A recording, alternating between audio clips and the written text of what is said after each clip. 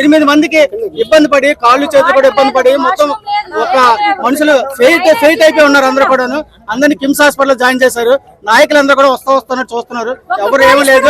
పోలీసులు అందరినీ వేస్ట్ గా చూస్తున్నారు. దరిద్రులాగా ఉన్నారు అందరూ. అది పరిస్థితి. ఇక్కడ పోలీసులు ఒక్కరు కూడా సరిగ్గా చేయలేదు. మా పరిస్థితి వాళ్ళందరినీ ఏం చేయాలని మీరు ఆలోచించుకోండి. 20 మందిలో మొత్తం అందరికీ కూడా అందరూ ఫెయింట్ అయిపోయి ఉన్నారు. ఎవరికి కూడా ఏం బాగాలేదు. అందరూ హాస్పిటల్ పడి ఉన్నారు. జరిగింది ఎక్కడ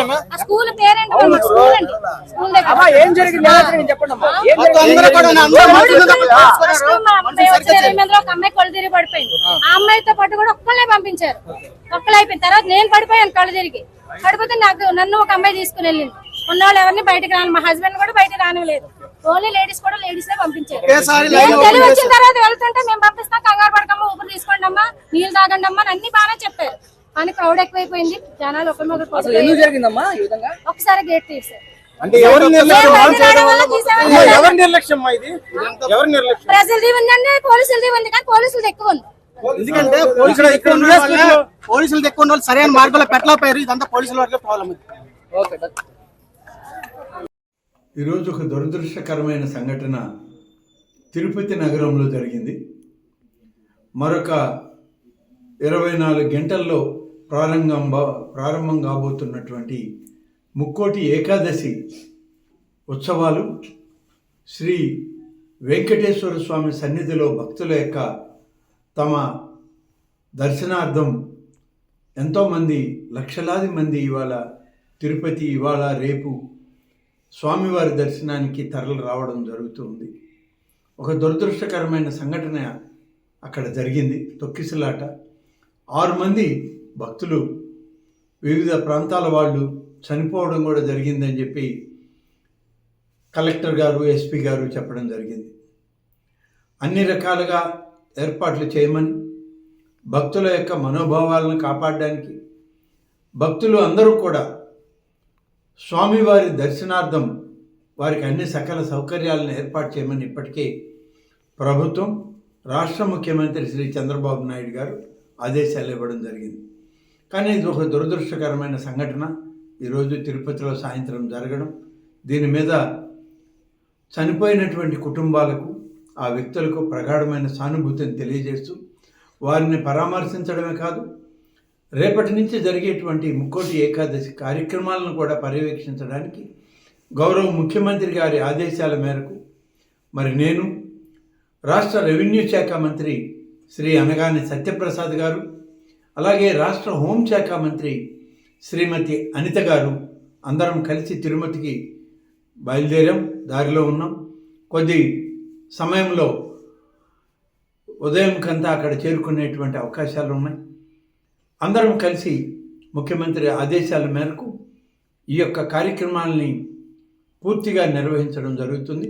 అధికారుల యొక్క సమన్వయ లోపాన్ని సరిచేసుకొని టీటీడీ బోర్డు కానీ, అధికారులు కానీ, జిల్లా అధికార యంత్రాంగం అంతా సమన్వయంతో రాష్ట్ర ప్రభుత్వం యొక్క ఆదేశాల మేరకు, గౌరవ ముఖ్యమంత్రి శ్రీ చంద్రబాబు నాయుడు గారి ఆదేశాల మేరకు సజావుగా ముక్కోటి ఏకాదశి ఉత్సవాల్ని మరి మొదలుపెట్టి పూర్తి చేయడానికి కూడా మేమందరం అక్కడే ఉండి పనిచేయడం జరుగుతుంది. ఇప్పటికే ముఖ్యమంత్రి గారు ఆదేశాలు ఇచ్చారు. దాని మీదట మేము రేపు ఉదయానికంతా అక్కడికి చేరి అధికారులతో సమన్వయ కార్యక్రమాలను చేస్తూ ముఖ్యమంత్రి గారికి, రాష్ట్ర ప్రభుత్వానికి అన్ని కార్యక్రమాల యొక్క వివరాలను అందించడం జరుగుతుంది. Thank you. ఇప్పుడే జిల్లా కలెక్టర్ గారితో, తిరుపతి జిల్లా ఎస్పీ గారితో మాట్లాడడం జరిగింది. తిరుమల తిరుపతి ఈవో గారు అయినటువంటి శ్యామలరావు గారితో కూడా మాట్లాడడం జరిగింది. దాదాపుగా 6 మంది ఈ తొక్కిసలాటలో చనిపోయారని, 26 మంది రుయా హాస్పిటల్లో మరి అడ్మిట్ అయ్యారని, మరొక 6 మంది స్విమ్స్ హాస్పిటల్లో అడ్మిట్ అయ్యారని, వారికి ఎలాంటి ప్రాణాపాయ పరిస్థితి లేదు, అందరికీ కావలసినటువంటి మెరుగైనటువంటి వైద్య సౌకర్యాన్ని ఏర్పాటు చేస్తున్నామని జిల్లా అధికారులు, తిరుమల ఈవో గారు ఇద్దరు చెప్పడం జరిగింది. వారందరికి కూడా ఇదే ఆదేశాలు ఇచ్చాం. ముఖ్యమంత్రి గారి ఆదేశాల మేరకు ప్రతి ఒక్క భక్తుడికి స్వామివారి దర్శనం సజావుగా సాగాలి, పూర్తి స్థాయిలో అన్ని రకాల భద్రతా ఏర్పాట్లు కానీ, అన్ని రకాల సదుపాయాలను కానీ తిరుమల తిరుపతి దేవస్థానంతో రాష్ట్ర ప్రభుత్వం జిల్లా అధికార యంత్రాంగం కూడా కలిసి పనిచేయాలని చెప్పి వారందరికీ చెప్పడం, ఇప్పటికే ఆ చర్యలు తీసుకోవడం జరిగింది. రేపటి నుంచి అన్నీ కూడా దగ్గరుండి పర్యవేక్షించడానికి కూడా ముఖ్యమంత్రి గారు ఆదేశాలు ఇచ్చారు.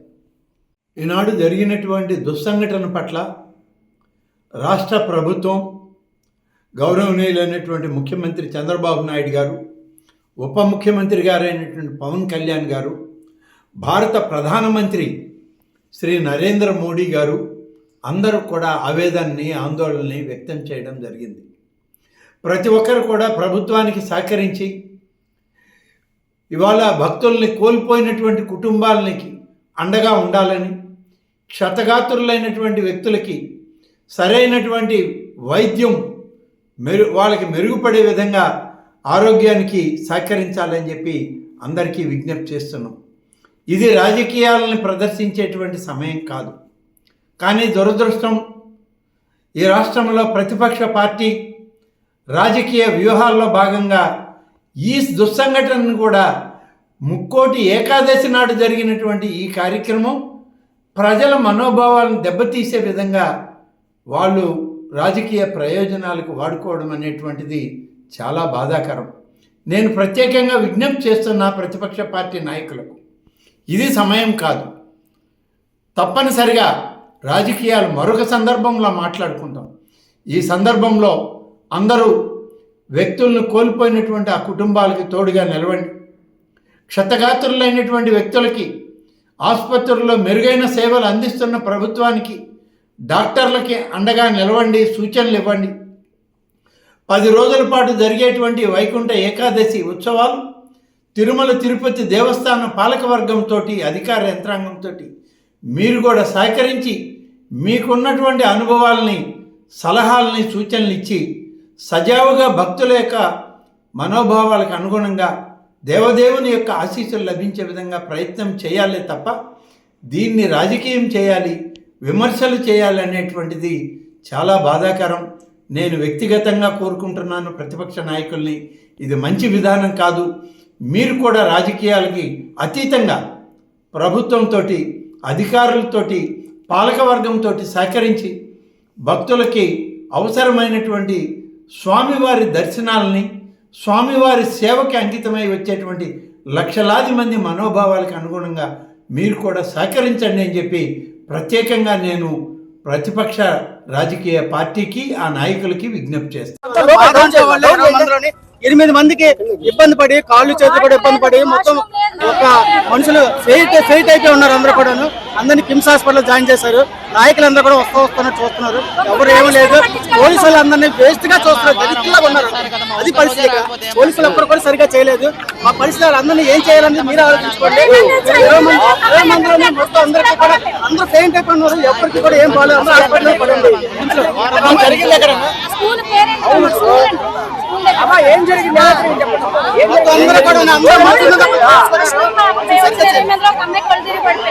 అమ్మాయితో పాటు కూడా ఒక్కళ్ళే పంపించారు. ఒక్కళ్ళు అయిపోయిన తర్వాత నేను పడిపోయాను. పడిపోతే నన్ను ఒక అమ్మాయి తీసుకుని వెళ్ళి ఉన్నవాళ్ళు ఎవరిని బయటకు రాను, మా హస్బెండ్ కూడా బయటకు రానిలేదు. ఓన్లీ లేడీస్ కూడా లేడీసే పంపించారు. తెలివి వచ్చిన తర్వాత వెళ్తుంటే మేము పంపిస్తాం, కంగారు పడతాము, తీసుకోండి అమ్మా, నీళ్ళు తాగండి అమ్మా, అన్ని బాగానే చెప్పారు. కానీ క్రౌడ్ ఎక్కువైపోయింది. జనాలు ఒకసారి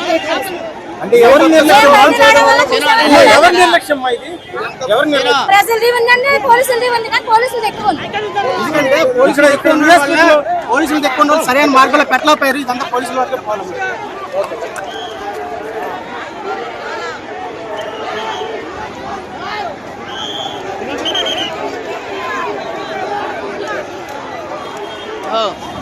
ఎవరు మీరు?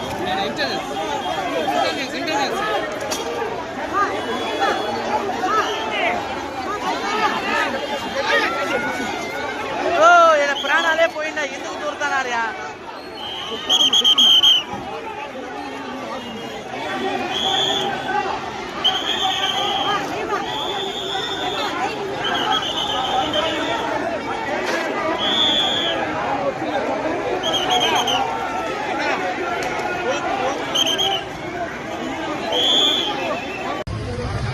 ವೈಕುಂಠ ಏಕಾದಶಿ ವೈಕುಂಠ ದ್ವಾರದ ಟೋಕನ್ ಪಡ್ಕೊಳ್ಳಿಕ್ಕೆ ಅನ್ನುವಂಥ ಒಂದು ಪ್ರದೇಶ ಏನಿದೆ ಇಲ್ಲಿ ರಾಮಾನಾಯ್ಡು ಅನ್ನುವಂಥ ಹೈಸ್ಕೂಲ್ನಲ್ಲಿ ಟೋಕನ್